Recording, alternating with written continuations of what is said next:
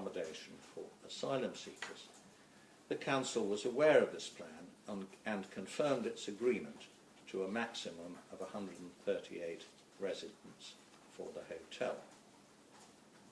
In April 2025, the hotel reopened, providing accommodation for up to 138 single adult male asylum seekers. The Council informed Somani that it would need to seek permission for a change of use of the hotel.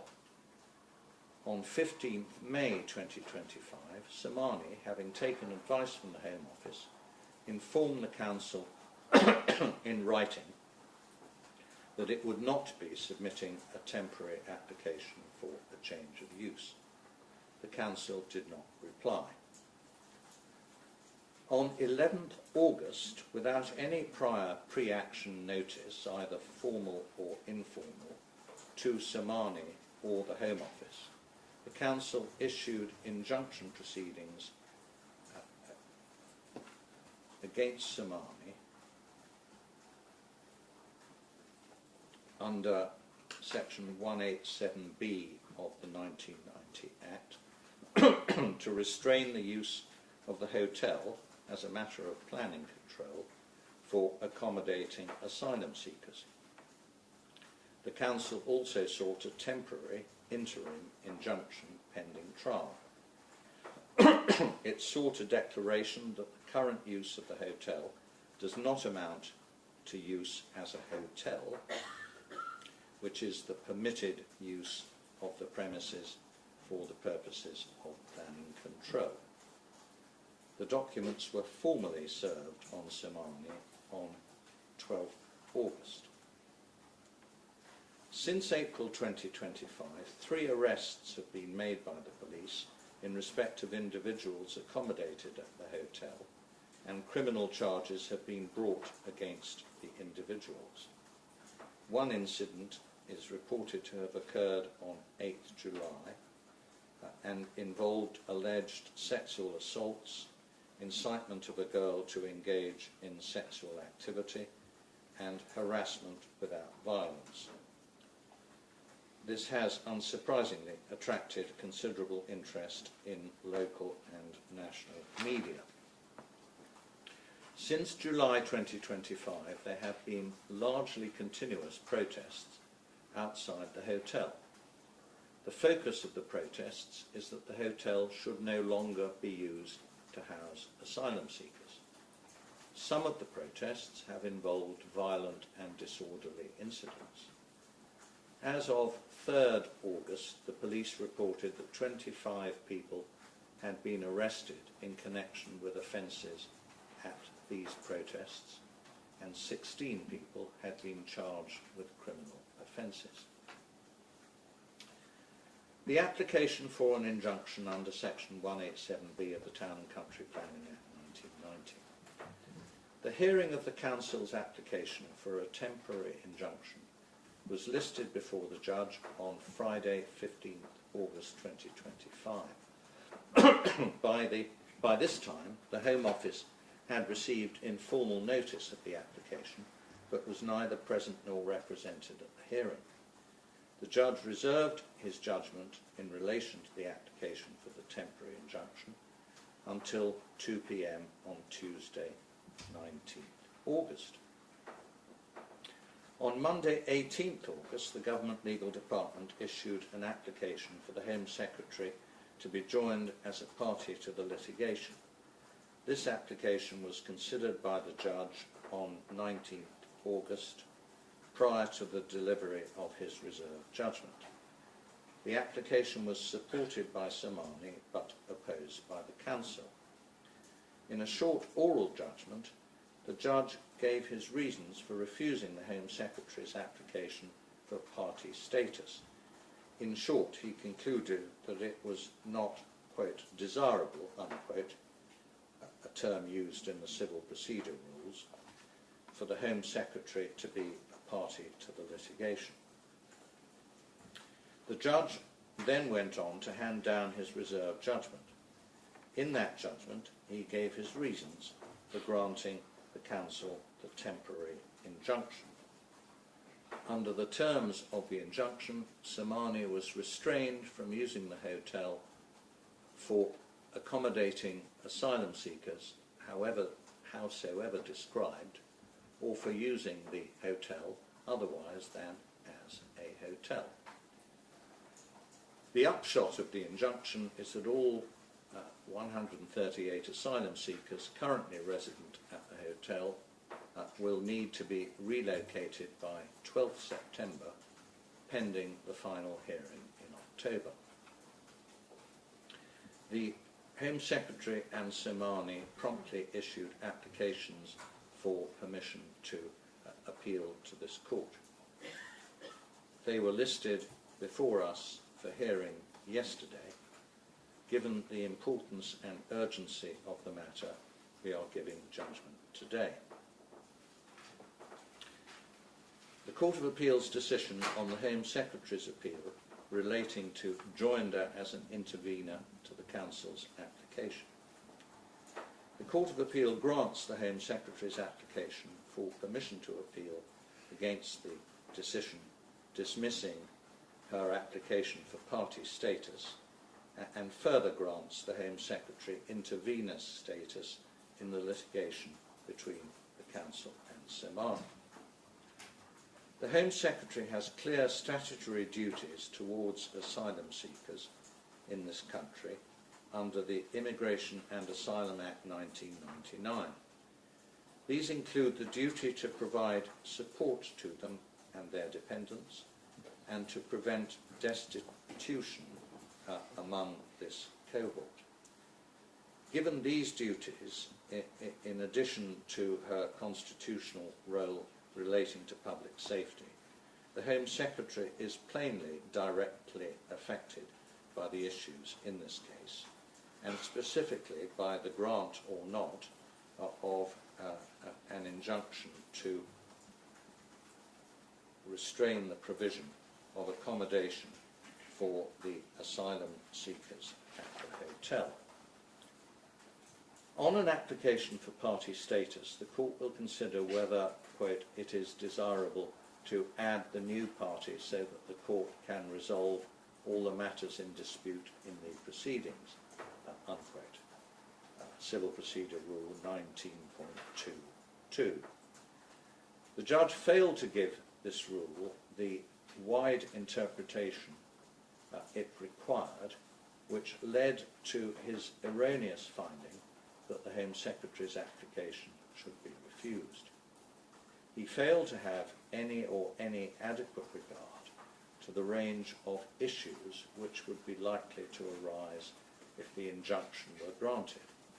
These included, but were not limited to, the significant practical challenge of relocating a large number of asylum seekers in a short space of time, and possibly only for a matter of a few weeks between 12th September and mid-October, when the trial is to take place.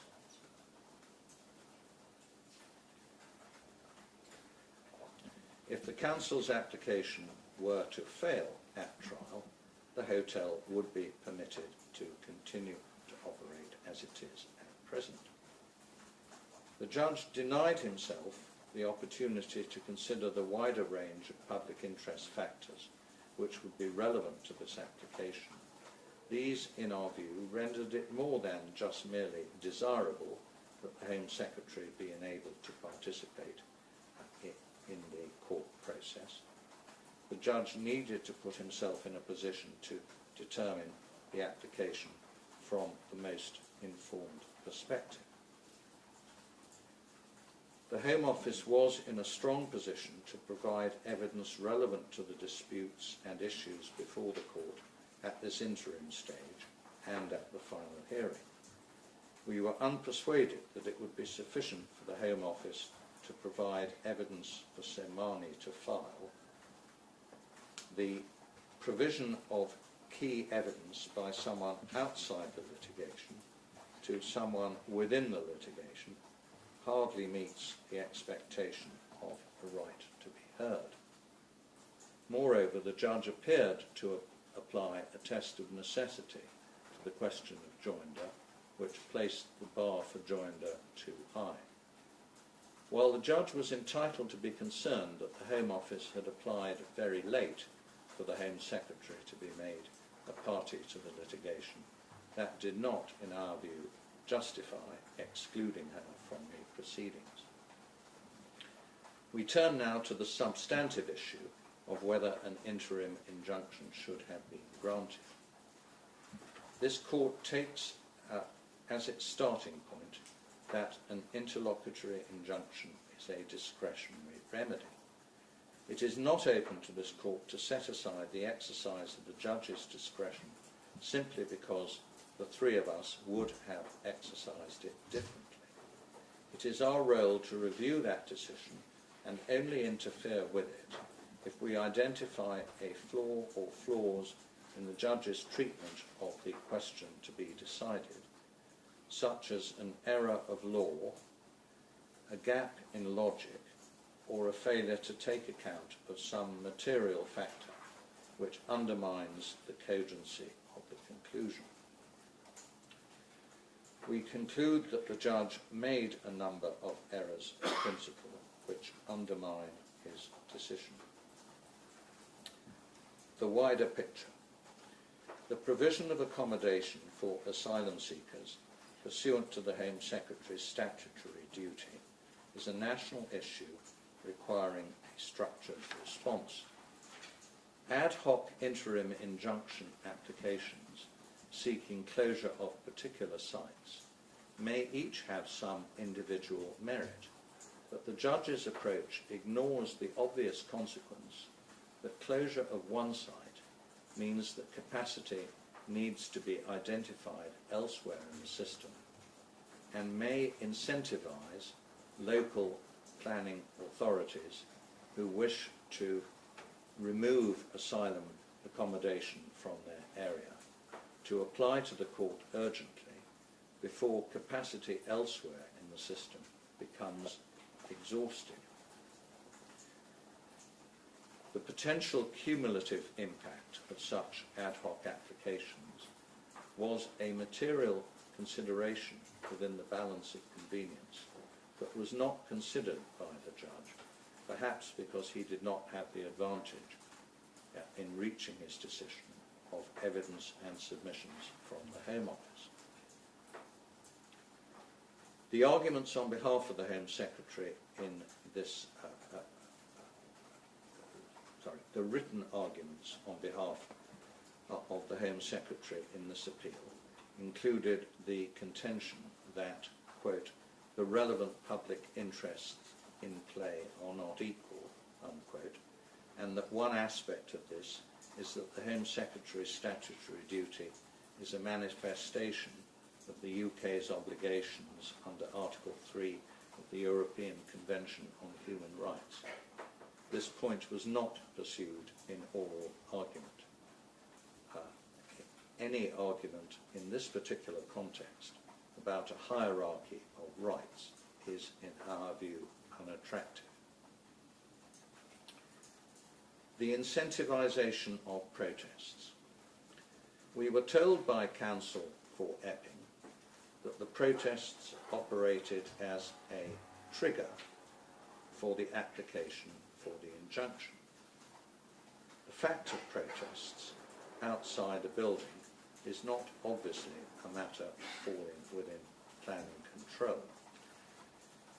While we accept that the judge was right to exercise considerable caution before attaching weight to the fact of the protests, including unlawful protests, outside the hotel, he nonetheless gave weight in his evaluation to the fact that protests were occurring and weighed them in the balance as a factor in favour of granting the injunction. These are worrying aspects of the judgment. If an outbreak of protests enhances the case for a planning injunction, this runs the risk of acting as an impetus or incentive for further protests, some of which may be disorderly, around asylum accommodation. At its worst, if even unlawful protests are to be treated as relevant, there is a risk of encouraging further lawlessness. The judge does not appear to have considered this risk, again perhaps because he had denied himself the advantage of hearing submissions on the merits from counsel for the Home Secretary. Further, and in any event, in this regard, the judge failed to consider whether there would have been alternative measures to mitigate the disruption, such as the use of police powers under the Public Order Act 1986, or an application by the Council to restrain unlawful protests. Epping's delay. For much of the period of 4 years from 2020 to 24, Somani had been running the hotel as accommodation for asylum seekers without enforcement action from the Council. When in 2023 Somani sought planning consent to change its use, for over a year Epping did not process the application, notwithstanding the statutory duty upon it to do so within 8 weeks. The Council was aware by 2025 that the hotel was once again to be used to house asylum seekers, and by its letter of 15 May 2025, Somani made clear that it had been advised by the Home Office that a planning application was unnecessary. The Council took no steps in response to this letter, whether by issuing an enforcement notice or otherwise. There was no threat of court proceedings. Somani was first made aware of any step of this kind when it received the court papers and a court bundle running to over 1,600 pages, together with a detailed skeleton argument prepared by leading and junior counsel. The tactics used on the Council's behalf in this regard were not only procedurally unfair to Somani, but ought to have reinforced the argument that the delay was a significant factor in the balance against the grant of interim relief. Somani's actions wrongly characterised as deliberate. The judge found as a fact that Somani had acted, quote, deliberately, unquote, in declining to seek change of use permission under planning law after April 2025. He was critical of them for taking this line. He was wrong in both respects. Those undeserved criticisms, which were repeated several times in the judgment, plainly played a material part in the judge's ultimate decision.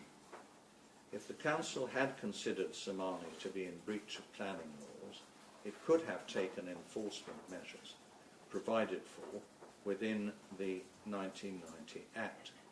It did not do so.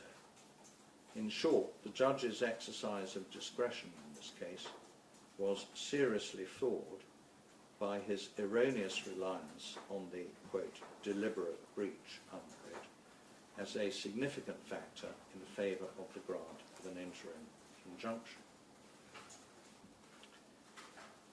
The temporary nature of the injunction. We emphasise here, as we did at the outset, that the issue for the judge in August was whether to grant a temporary injunction until the trial in October. The judge appears to have given very little weight to the desirability of preserving the status quo until that point. The risk of injustice to the residents of the hotel by being dispersed by 12th September, when the trial of the claim was to take place only some 6 weeks later, seems to have had oddly little resonance with the judge. In all of the circumstances, we consider on these issues that the judge's approach to the balance of convenience exercise was seriously flawed in principle. The exercise of his discretion can therefore be reviewed on appeal. The Epping resident's fear of crime was properly taken into account by the judge as a factor in favour of the grant of an injunction. He described it as being of limited weight. The appellants do not say it was irrelevant. The council does not say it should be decisive. We agree that it is relevant, but in our view it is clearly outweighed in the American cyanamide balancing exercise by the undesirability of incentivising protests, by the desirability in the interests of justice of preserving the status quo for the relatively brief period leading up to the forthcoming trial, and by the range of public interest factors which we have discussed in our judgment. Therefore, we grant permission to appeal both to Somani and to the Home Secretary against the grant of the interim injunction. We allow the appeals and we set aside the injunction imposed on 19 August 2025. The case management directions given by the judge can remain in force, subject to any amendment necessitated by the joinder of the Home Secretary as an intervener. We direct that submissions on costs are to be exchanged and filed by 12 noon on Monday, 1st September, along with any suggested typographical or factual corrections which come to Council's attention. We end by recording our gratitude to Council for their helpful submissions.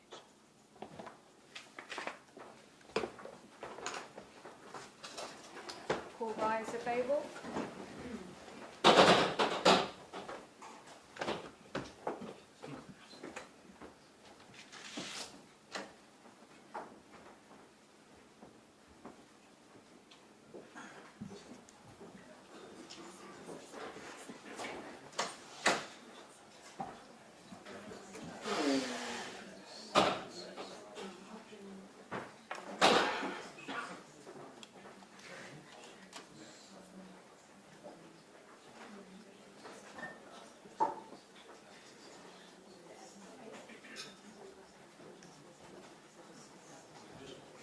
And these are final.